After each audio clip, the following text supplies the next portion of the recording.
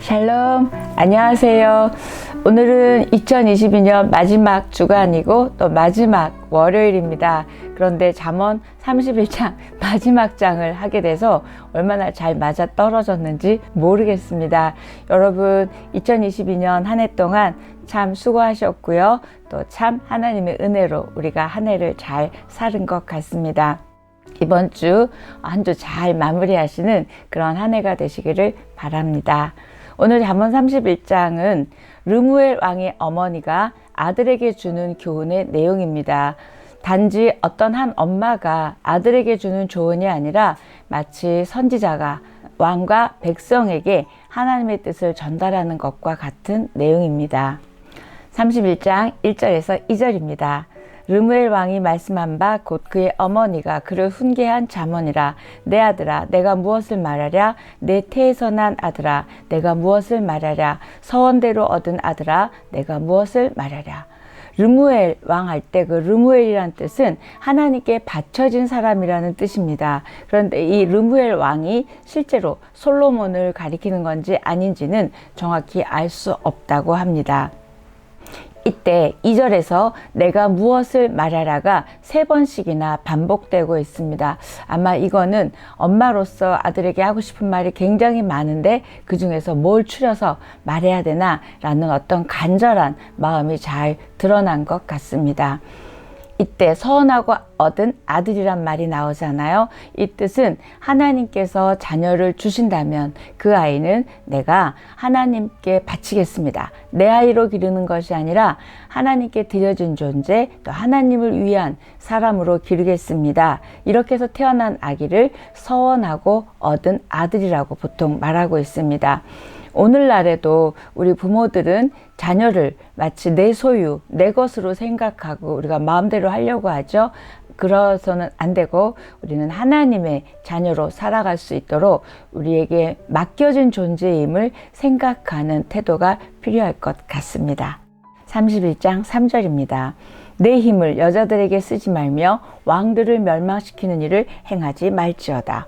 왕이 주의해야 할 일이 무엇인지 말하고 있는데 첫 번째 여자를 경계하라고 말하고 있습니다.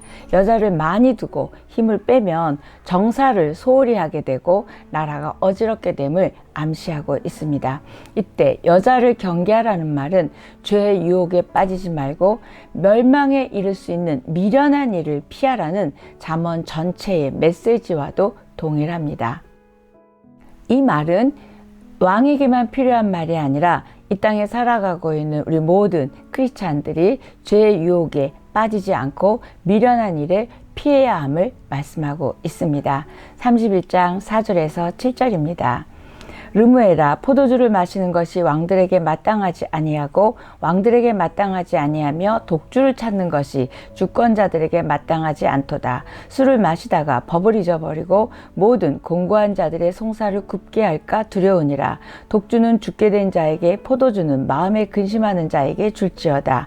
그는 마시고 자기의 빈궁한 것을 잊어버리겠고 다시 자기의 고통을 기억하지 아니하리라. 첫 번째 권면은 여자를 경계하라는 말이었잖아요. 두 번째 권면은 술을 경계하라고 말하고 있습니다.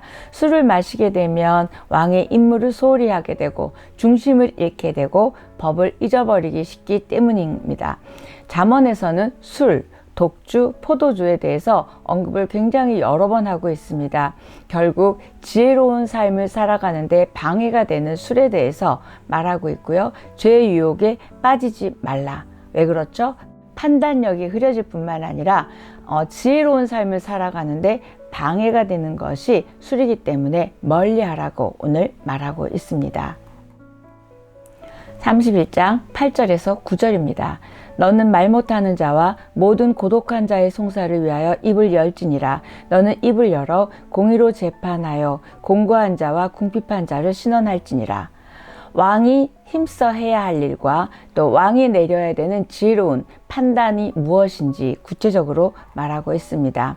가난하고 압제받는 사람들을 위해서 입을 열라. 그들 편에 서라는 거죠. 그래서 고통받는 사람들을 돌아보는 것이 왕의 일이고 또 그들의 편이 되어서 하나님의 공의를 이 땅에 펼치라고 말하고 있습니다. 어려운 사람들을 돌보는 것은 왕에게만 해당하는 것이 아니라 모든 하나님의 사람들에게 해당하는 덕목입니다. 왕이신 예수 그리스도를 본받아야 하는 우리 모두의 의무이고요. 또 우리 모두의 책임입니다. 르무엘 왕의 어머니가 아들에게 말한 이 1절부터 9절까지의 내용은 이 시대를 살아가는 우리 모두에게 주어진 말씀입니다. 꼭 그 아들에게 한 말이기보단 모든 크리스찬들에게 한 말이죠. 우리에게 주신 힘, 또는 우리에게 주신 지위, 또 우리에게 주신 물질을 어디다 쓰고 어디에 쓰지 말아야 할지를 지금 설명하고 있습니다. 31장 10절입니다. 이 10절부터 마지막 절까지는 현숙한 여인에 대해서 말하고 있는데요. 잠언은 지혜에 대해서 말하면서 왜 마지막 장에 대해 현숙한 여인에 대해서 말할까 한번 생각해 보고 우리가 읽었으면 좋겠습니다. 31장 10절입니다. 누가 현숙한 여인을 찾아 얻겠느냐? 그의 값은 진주보다 더하니라. 현숙한 여인으로 잠언서를 끝맺는 하나님의 의도, 하나님의 마음이 무엇일까? 제가 생각해 보자고 그랬잖아요. 그건 제가 예레미야 31장 32절에서 답을 얻었습니다. 내가 그들의 남편이 되었어도, 이런 말씀이 있더라고요. 이 말씀은 뭐죠? 우리 모두가 그리스도의 신부죠. 또 하나님이 우리의 남편이라는 겁니다. 하나님이 남편이시라면 현숙한 아내는 성도 모두를 말할 수 있고요. 또 현숙한 아내에 대한 말씀이지만 결국 구속자적으로 볼 때는 그리스도의 신부된 모든 성도들에게 하는 말씀이 10절부터 31절까지 말씀이고, 그렇게 현숙한 여인에 대해서 마무리하고 있는 잠언의 의도를 알고 읽었으면 좋겠습니다. 현숙이란 단어는 히브리어로 하일이라는 단어인데요. 이 하일이라는 뜻은 힙, 능력, 군대라는 뜻입니다. 직역하면 강한 여자라는 뜻이죠. 강한 성도라는 뜻인데, 지혜와 또 사랑과 하나님에 대한 신앙으로 말미암아서 무장된 여자 또는 무장된 사람을 말하고 있습니다. 현숙한 여인의 값이 뭐보다 크대요? 진주보다 더하다라는 말씀이 있는데요. 이때 지혜의 가치가 금과 은보다 귀하다고 여태까지 잠언 얘기할 때 여러 번 나왔었잖아요. 그런 것처럼 현숙한 여인이 진주보다 귀하다고 그렇게 칭찬하고 있습니다. 31장 11절 12절입니다. 그런 자의 남편의 마음은 그를 믿나니 산업이 피절하지 아니하겠으며 그런 자는 살아있는 동안에 그의 남편에게 선을 행하고 악을 행하지 아니하니라. 현숙한 여인은 첫 번째 신뢰받는 여인입니다. 하나님을 신뢰하고 또 하나님으로부터 신뢰를 받는다면 굉장한 삶이겠죠. 그래서 먼저 남편과의 관계에 있어서 신뢰하고 신뢰받음을 말합니다. 좀 더 확장해서 해석하면 그리스도의 신부된 성도들은 남편 대신 하나님과의 신뢰관계가 가장 중요한 것이라고 오늘 잠언은 말씀하고 있습니다. 현숙한 여인은 두 번째는 부지런한 여인입니다. 부지런히 일하면서 외부와의 교역을 통해 가정에 필요한 것을 마련하는 내용에서 나올 수 있습니다. 31장 13절에서 19절 굉장히 긴데요. 이 부분은 제가 한 번에 다 읽지만 그 내용은 이 부지런한 여인이 어떻게 남편과 자녀와 가정을 위해서 살아가야 되는지, 또 우리 부지런한 성도는 또 어떻게 살아야 되는지 같은 뜻을 내포하고 읽었으면 좋겠습니다. 그는 양털과 삼을 구하여 부지런히 손으로 일하며 상인의 배와 같아서 먼 데서 양식을 가져오며 밤이 새기 전에 일어나서 자기 집안 사람들에게 음식을 나누어 주며 여종들에게 일을 정하여 맡기며 밭을 살펴보고 사며 자기의 손으로 번 것을 가지고 포도원을 읽으며 힘있게 허리를 묶으며 자기의 팔을 강하게 하며 자기의 장사가 잘 되는 줄을 깨닫고 밤에 등불을 끄지 아니하며 손으로 손뭉치를 들고 손가락으로 가락을 잡으며. 현숙한 여인의 이 부지런함을 넘어서 성실하고 유능한 여인임을 알 수 있습니다. 몸이 10개라도 부족할 것 같고요. 슈퍼우먼 같습니다. 그리고 옛날 우리 조상들의 정말 열심히 일하는 아내들의 모습을 볼 수 있는 것 같습니다. 현숙한 여인은 책임감 있고 유능한 여인임을 알 수 있습니다. 소극적이고 수동적인 여인이 아니라 매사에 적극적이고 책임감 있게 행동하고 대응하는 것을 볼 수 있습니다. 성도인 우리들도, 이 현숙한 여인으로 대표된 우리들도 이렇게 소극적이고 수동적인 신앙인이 아니라 매사에 적극적으로 책임감 있게 자기 삶을 살아내는 우리여야 함을 내포하고 있습니다. 31장 20절에서 22절입니다. 그는 곤고한 자에게 손을 펴며 궁핍한 자를 위하여 손을 내밀며 자기 집 사람들은 다 홍색 옷을 입었으므로 눈이 와도 그는 자기 집 사람들을 위하여 염려하지 아니하며 그는 자기를 위하여 아름다운 이불을 지으며 세마포와 자색 옷을 입으며. 현숙한 여인은 자기 가정만 잘 돌보는 것이 아니라 섬기고 베푸는 여인임을 볼 수 있습니다. 자신과 자신의 가정은 우리의 본능이죠. 그것을 넘어서 곤고한 자에게 손을 편다. 다시 말해서 어려운 자에게 섬기고 베푼다는 겁니다. 그래서 궁핍한 자를 위해서 구제에도 열심임을 볼 수 있습니다. 현숙한 여인은 가진 것을 움켜쥐지 않고 아낌없이 베풀고 나누며 또 주위를 돌아보고 선행을 베푸는 여인임을 볼 수 있고요. 또 우리 그리스도인들도 그렇게 살아야 함을 내포하고 있습니다. 현대는 개인주의 시대입니다. 이 개인주의의 특징은 이기주의죠. 그래서 내 가정, 내 가족, 내 자식에 집중되어 있습니다. 그런데 오늘 이 현숙한 여인은, 또 지혜롭고 현명한 여인은 어떻대요?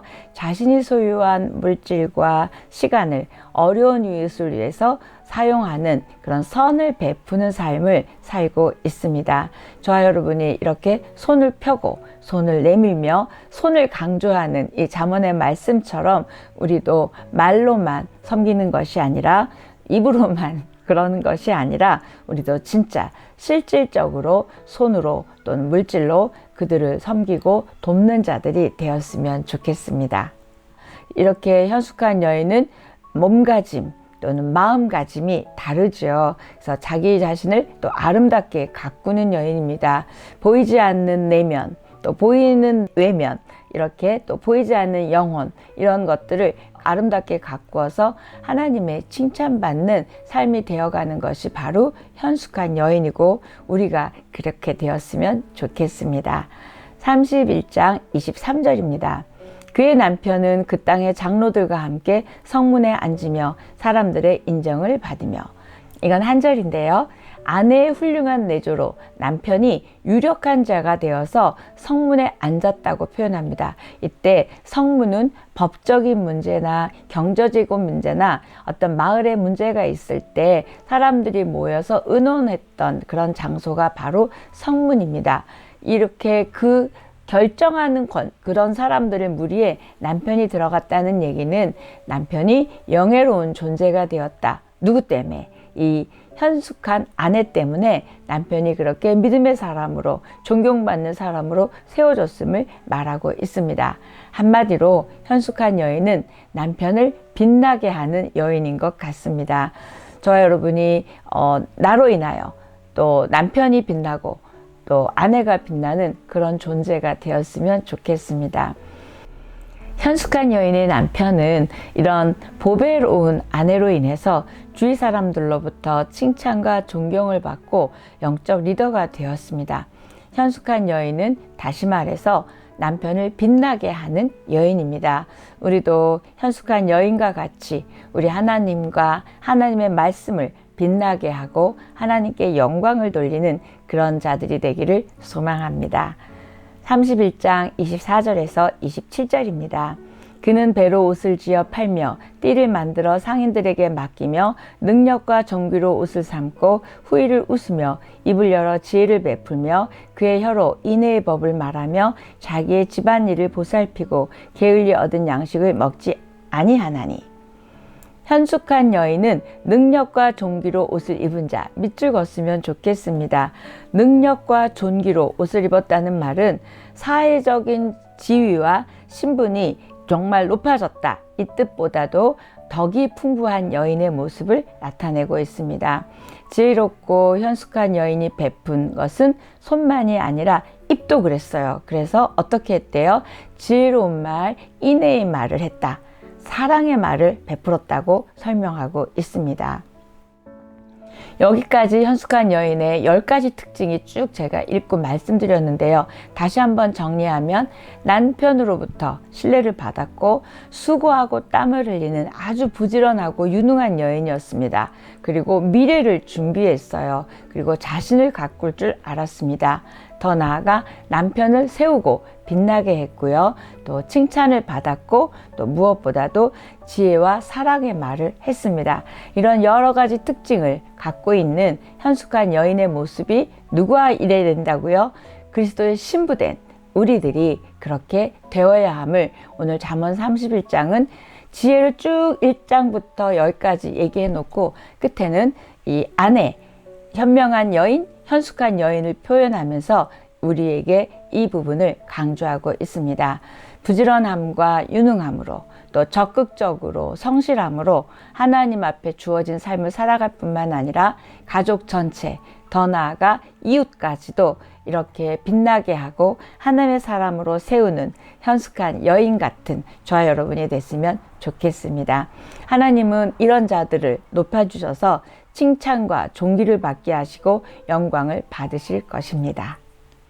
31장 28절 29절입니다. 그의 자식들은 일어나 감사하며 그의 남편은 칭찬하기를 덕행 있는 여자가 많으나 그대는 모든 여자보다 뛰어나다 하느니라. 지혜롭고 현숙한 여인에 대한 칭찬이죠. 이 가족들의 반응을 보여주고 있습니다. 자녀들이 사랑과 존경을 표현하고 있고요. 남편은 칭찬을 하고 있습니다. 너무 멋지죠. 우리가 이렇게 현숙한 여인처럼 살을 때 하나님이 또 세상의 사람들이 우리를 이렇게 칭찬하고 또 우리를 좋아하고 세울 것입니다. 31장 30절 31절입니다. 고운 것도 거짓되고 아름다운 것도 헛되나 오직 여호와를 경외하는 여자는 칭찬을 받을 것이라. 그 손의 열매가 그에게로 돌아갈 것이요 그 행한 일로 말미암아 성문에서 칭찬을 받으리라. 잠언 마지막 결론 부분입니다. 여인의 고움과 아름다움은 여호와를 경외하는 것으로 채워져야 함을 또는 완성되어야 함을 말씀하고 있습니다. 아무리 예뻐도 어떻다 한들 여호와를 경외하는 것이 없다면 그렇게 아름다운 여인이 아님을 설명합니다. 하나님께서 이렇게 현숙한 여인을 높이 드셔서 어떻게 하신대요? 칭찬과 존경을 받게 하실 뿐만 아니라 열매가 넘치는 삶을 허락하심을 볼 수 있습니다. 현숙한 여인에게 주어질 상급을 약속하심으로 잠언 31장은 끝을 맺고 있습니다. 저 여러분이 현숙한 여인처럼 현숙한 그리스도인으로 살아갔을 때 어떻게 축복하시고 어떤 열매가 있을지 어떻게 칭찬과 존경의 대상이 될 수 있는지 말씀하고 있습니다. 칭찬과 존경의 대상이 되는 우리 모든 그리스도인이 되기를 축복합니다. 하나님을 경외하는 것이 지혜의 핵심이었고 잠언의 시작이었고 잠언의 끝입니다. 저와 여러분이 하나님을 경외함으로 또 지혜가 넘침으로 이렇게 현숙한 여인처럼 칭찬과 존귀를 얻는 우리 모든 그리스도인이 되었으면 좋겠습니다. 여러분 그렇게 잠언이 마치는데요. 이 잠언이 마치기 전에 다시 한번 강조하고 싶습니다. 잠언 1장 7절에서 여호와를 경외하는 것이 지식의 근본이다. 굉장히 중요합니다. 시작했잖아요. 그걸로 시작해서 31장 30절에 여호와를 경외하는 여자로 끝을 내는데요. 이 여호와를 경외하는 여자는 칭찬을 받을 것이다 라고 말씀하고 있습니다. 이 잠언 전체의 주제가 여호와를 경외하는 삶임을 강조하고 있습니다. 우리는 예수 그리스도의 신부된 자들입니다. 이 현숙한 여인이 바로 우리들이죠. 그래서 우리가 신랑 대신 예수 그리스도를 기다리고 지혜롭고 현숙한 여인이 되어서 신랑 대신 예수 그리스도를 기다리며 준비하는 또 그분으로 인하여 칭찬과 존귀를 얻는 우리 모두의 삶이 되기를 축복합니다. 여러분 이렇게 잠언을 마치고 또 2022년을 마치게 됐는데요. 여러분 한 해 동안 수고하셨습니다. 오늘 여기까지 하겠습니다.